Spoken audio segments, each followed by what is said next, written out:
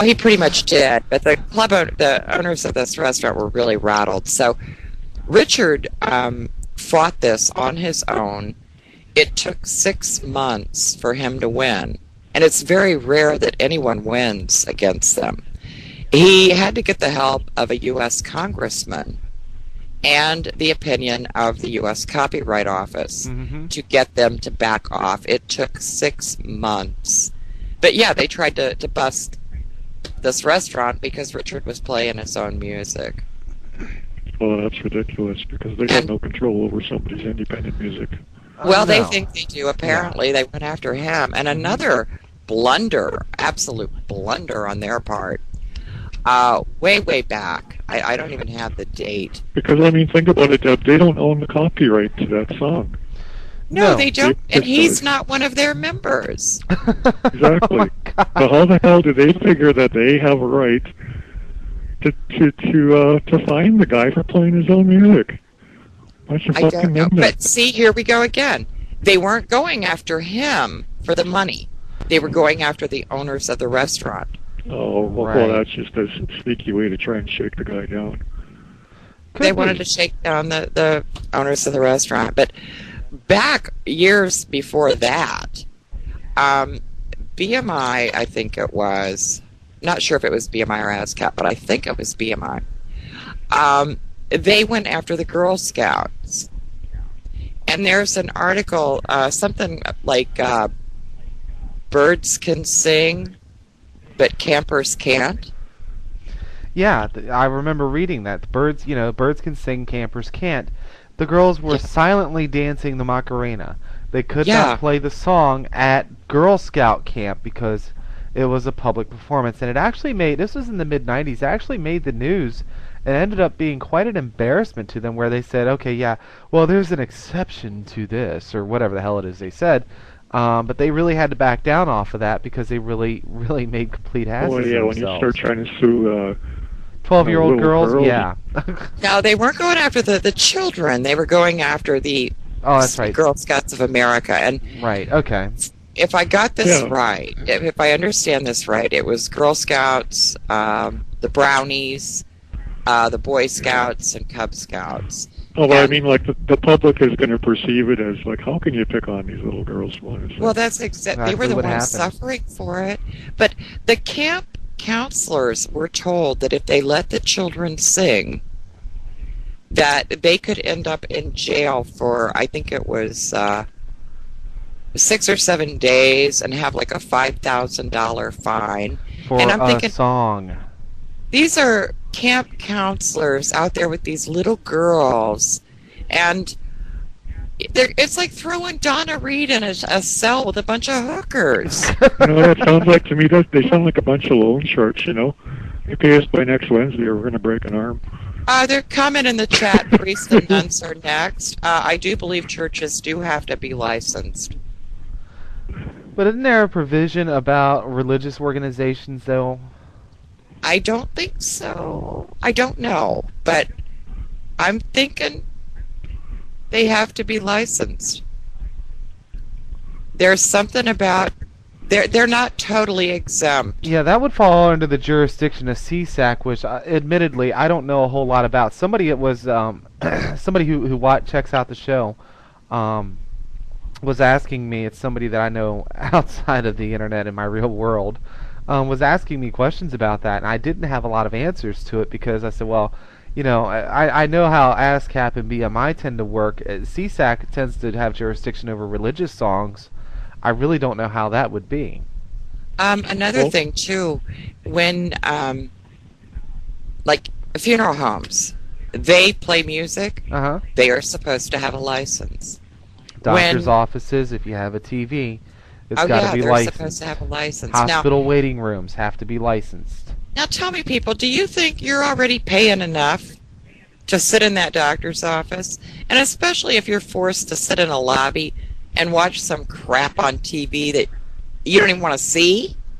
Well, they're not going to eat that. They're not going to eat that licensing fee. That gets passed on to you. Mm-hmm. Yeah. And when you go in a little store in the mall and they're playing music that will make your ears bleed, It sucks so bad. Well, you know what? They're supposed to have a license too. Mm-hmm. And when you shop in that store, that licensing fee is probably being passed on to you. Oh, you'd better believe it. You think they're going to eat that? Hell no. I mean, I work in business. I work in retail. When costs are increased, great example is like when shipping costs are increased, we don't eat that. That gets passed down.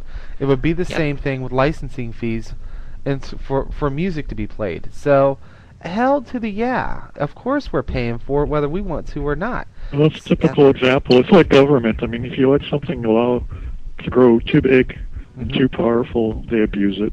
Absolutely. Oh, But gee, I really loved the way that the EFF commented on. Okay, I have to sidestep for a minute. Lisa just walked in the door. Mike asked me if I still had the picture. This was prominently displayed on my wall. Well, you can put it back up on the wall. I just wanted to show him I still had it.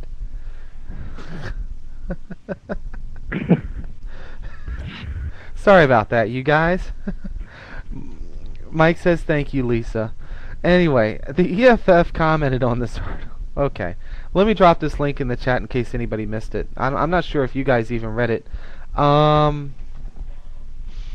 because we got so tied up in the damn letter.